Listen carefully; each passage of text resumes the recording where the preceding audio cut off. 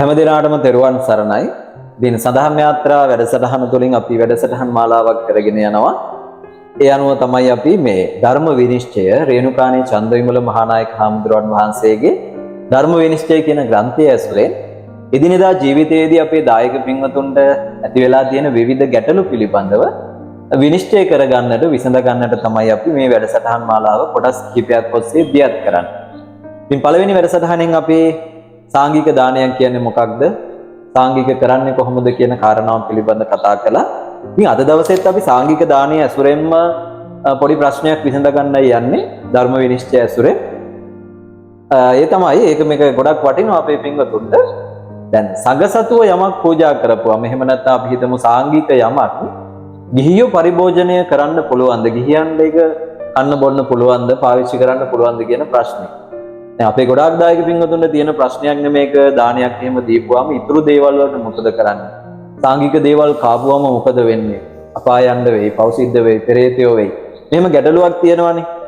ඉතින් ධර්ම විනිශ්චය ඇසුරෙන් මේ සඳහා අපි පිළිතුරක් ලබා ගන්නටයි උත්සාහ කරන්නේ. මේක භික්ෂුන් වහන්සේලාටත් දායකයන්ටත් තියෙන ලොකු ගැටලුවක්. මේකට විසඳුමක් අපි බලමු. දැන් සාංගික කියන එක අපි පළවෙනි වැඩසටහනේදී කතා කරන්නේ සංඝයාට අයිති කරන. එතකොට සාංගික දෙයක් ගිහියන්ට පරිභෝජනය කරන්න පුළුවන්. පළවෙනි දේ තමයි සාංගික දේවල් ගිහියන්ට බෙදී යන්නට බෑ. මං කියවනේ බෑ. අපි පළවෙනි දවසේ කතා කරා මේ සාංගික කරපුවම පොදුවේ සංඝයාට පූජා කරපුවම බුදුරජාණන් වහන්සේ දේශනා කරලා තිබෙනවා ඒ සාංගික කරන දේවල් ඒ ස්ථානවලදී රැස් වෙලා ඉන්න භික්ෂුන් වහන්සේලා බෙදා ගන්න කියලා. එතකොට මෙතනදී අපි හොඳට මතක තියාගත යුතු කාරණා කිහිපයක් තිබෙනවා. මුලින්ම දායකයා විසින් පොදුවේ සාංගිකව පූජා කරනවා. එතකොට ඒක අයිති කෙනෙක් නැහැ. පොදුවේ තමයි ඒක පූජා කරලා තිබෙන්නේ. ඒක සාංගික වස්තුවක්. ඉන් අනතුරුව මොකද වෙන්නේ? ඒ සාංගිකව පූජා කරපු දේ නැවත භික්ෂුන් වහන්සේලාට බෙදී යනවා. තේරෙනවද මම මේ කියන දේ? දැන් අපි පොදුවේ අර එක තැන තියලා දානේ අපි කියමු දානයක් විතරක් සාංගික දානයක් කියලා. එතකොට දානයේදී අපි පොදුවේ ඔක්කොම එක තැන තියලා සාංගික කරපුවා මේක පොදු වස්තුවක් වෙනවා. හැබැයි ඒ වස්තුවම නැවත භික්ෂුන් වහන්සේලාට බෙදා දෙනවනේ වෙන වෙනම. අන්න ඔතනදී ලස්සන කාරණාවක් වෙනවා ධර්මය අනුව. ඒ සාංගික දේ භික්ෂුන් වහන්සේලාට පොදුවේ වෙන වෙන බෙදලා දීපුවාම ඒක පෞද්ගලික වස්තුවක් බවට පත් වෙනවා. පොදුවේ පවතිද්දී ඒක සාංගිකයි. ඒක භික්ෂුන් වහන්සේලාට වෙන වෙනම උන්වහන්සේලා සතු වුණාම ඒක උන්වහන්සේලා සතු පෞද්ගලික දෙයක් බවට පත් වෙනවා. තේරෙනවද මම මේ කියන දේ? එතකොට ඒක සාංගික බවට පත් වෙන්නේ නැහැ. එතකොට මේ භික්ෂුන් වහන්සේලාට හැකියාවක් තිබෙනවා තමන්ට ලැබිච්ච දේ උන්වහන්සේලාට අයිතියක් තියෙනවා තමන්ට සාංගික දෙයින් පෞද්ගලිකව ලැබිච්ච දෙයට කැමති දෙයක් කරන්න. අපි හිතමු මේ භික්ෂුන් වහන්සේ තමන්ට ලැබිච්ච කොටස ගිහියෙකුට දෙනවා කියලා. මොනවා වේද?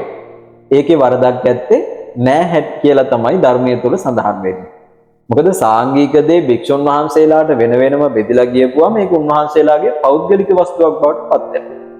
උන්වහන්සේලාට හැකියාවක් තිබෙනවා තමන්ට ලැබිච්ච දේ කැමති කෙනෙකුට බෙදලා දෙන්න හෝ කැමති දෙයක් කරන්න. එතකොට ඒක ගිහියෙකුට දුන්නාට පස්සේ ගිහියා ඒක කෑවා කියලා හරි ඒ වස්තුව පරිභෝජනය කරා කියලා හරි භාවිතා කරා හරි කියලා පාපයක් වෙන්නේ නැහැ. ඒකෙන් භික්ෂුන් වහන්සේලාට දානමය කුසලයක් රැස් වෙනවා. උන්වහන්සේ සතුව පවතුන දේ දන් දීපු නිසා. එතකොට ලොකු ප්‍රශ්නයක් නැහැ. දැන් ගොඩාක් වෙලාවට භික්ෂුන් වහන්සේලා Taman සතුව පවතින දේනේ සාංගික වෙලා Taman ලැබපු දේනේ දෙන්නේ. අපි දකිනවා කෑම් පාර්සල් දෙනවා. පොඩි ළමයින්ට කැවිලි පෙවිලි දෙනවා. එහෙම නැත්නම් පන්සලට සාංගික වෙලා Tamanට ලැබිච්ච දේවල් බෙදලා දෙනවා දුකී මගේ යාචකයන්ට අසරණ අයට. ඒකේ වරදක් වෙන්නේ නැහැ. එහෙම සාංගික දේවල් එතන පවතින්නේ නැහැ. ඔන්න හොඳට මතක තියාගන්න. සාංගික දෙයක් වෙන වෙනම බෙදලා ගියපුවාම ඒ පෞද්ගලික වස්තුවක් බවට පත් වෙනවා. එතකොට සාංගික දේවල් කෑවම පවුද කියන එකට ඔබට විසඳුමක් ලැබෙයි. කෑවම පවු නැහැ. භික්ෂුන් වහන්සේලා ඒක ඔබට දුන්නා. එතනදී පාපයක් සිද්ධ වෙන්නේ නැහැ. ඊළඟට ඇතිවන ගැටලුව තමයි තව දෙයක් අපිට මේකෙදී හොයාගන්නට පුළුවන්. දැන් අර සාංගික කරලා ඉතුරු දාණය ඒක භික්ෂුන් වහන්සේලා දෙන්නේ නැහැ. හැබැයි භාජනවල ඉතුරු වෙලා තියෙනවා. හැබැයි ඉතින් අපේ දායකයොත් ඕකෙට ලස්සන වැඩක් කරනවා. ඕකෙන් බේරෙන්න සාංගික කරන්න කියලා වෙනම පොඩි පොඩි වාදන වලට ටිකක් ගෙනෙත් තියෙනවා. ඒකට අරක සාංගික වෙන්නේ නැහැ කියන අදහස. එහෙම කරන්න එපා. ඒක ඇත්තට හොඳ දෙයක් නෙවෙයි. පොදුවේ සාංගික වුණාට පස්සේ ඇත්තටම භික්ෂුන් වහන්සේලා මේ සාංගික වෙච්ච දේ අයිතිය අතහැරියොත් එහෙම ඒක සාංගික භාවයෙන් මිදෙනවා කියලා තමයි ධර්ම විනිශ්චය තුළ සඳහන් වෙලා තිබෙන්නේ. මේ ඇත්තටම භික්ෂුන් වහන්සේලා සාංගික කරනවා. ඒක වෙන වෙනම බෙදිලා යනවා එතන ඉන්න හාමුදුරුවරුන්ට. ඒක පෞද්ගලික වස්තුවක් බවට පත් වෙනවා. උන්වහන්සේලා සතු දෙය කැමති කෙනෙකුට දෙනවා. අවශ්‍ය නම් උන්වහන්සේලා අරගෙන පන්සලට වඩිනවා. ඉතින් පන්සලට වඩින මොහොතේ අර gedara ඉතුරු වෙලා තිබ්බ දානීය පිළිබඳ ඇත්තටම උන්වහන්සේලාගේ අයිතිය අතහැරලා තමයි යන්නේ. එතකොට මේ අයිතිය අතහැරපුවාම ඒක භික්ෂුන්ට අයිති වෙන්නේ නැහැ. එම නිසා අර ඉතුරු වෙලා තියෙන ආහාරය අනුභව කරාට කමක් නැහැ. භික්ෂුන් වහන්සේලා අතහැරලා තිබෙනවා. ඉතින් එතන ඉන්න ස්වාමීන් වහන්සේ කෙනෙක් කියනවනම් ඔය ඉතුරුව කන්න බොන්න කියලා කිසි ප්‍රශ්නයක් ඇත්තේ නැහැ. මොකද උන්වහන්සේලා ඒක අතහැරලා තියෙන නිසා. ඉතින් ඒකත් හොඳට මතක තියාගන්න. මෙන්න මේ කාරණාවන් තමයි අපි මේ සාංගික වස්තුව පිළිබඳව කතා කරන්න තියෙන්නේ. ඒ වගේම දැන් ওই ධර්ම විනිශ්චය සඳහන් කරලා තිබෙනවා අර සාංගිකව පොදුවේ තියෙන වාජනය පාත්‍රයට බෙදෙන අවස්ථාවේදී ඒක පෞද්ගලික වෙනවා කියලා. බෙදෙන ටික පෞද්ගලික වෙනවා. ඒ විදිහට සාංගික කියලා කියන්නේ පොදුවේ පිළිගන්නලා ඒක නැවත එතන ඉන්න ස්වාමීන් වහන්සේලාට බෙදලා ගියපුවාම ඒ ආහාරය වේවා, චීවරය වේවා, ආවාසය වේවා ඒක පෞද්ගලික වස්තුවක් බවට පත් වෙනවා. උන්වහන්සේලාට ඒ සඳහා ධර්මානුකූලව කැමති දෙයක් කිරීමේ හැකියාව තිබෙනවා. ඉතින් දායකයෙක් හැටියට ගිහියන් හැටියට ඔබට හැබැයි ඒක හොරෙන් ගත්තොත් මහා බරපතල මහා සාවද්‍ය අකුසලයක් බවට පත් වෙනවා කියලා තමයි සඳහන් කරන්නේ. ඒ කියන්නේ සංඝයාට අයිති දේ හොරෙන් ගන්නට ගියොත් අදින්නා දාණය ඔබට සිද්ධ වෙනවා සොරකම් කිරීම. හැබැයි ස්වාමින් වහන්සේලා උන්සතු දේ ඔබට පිළිගන්නවොත් දුන්නොත් කිසිම පාපයක් එතනින් සිද්ධ වෙන්නේ නැහැ. කිසි වරදක් ඔබට සිද්ධ වෙන්නේ නැහැ.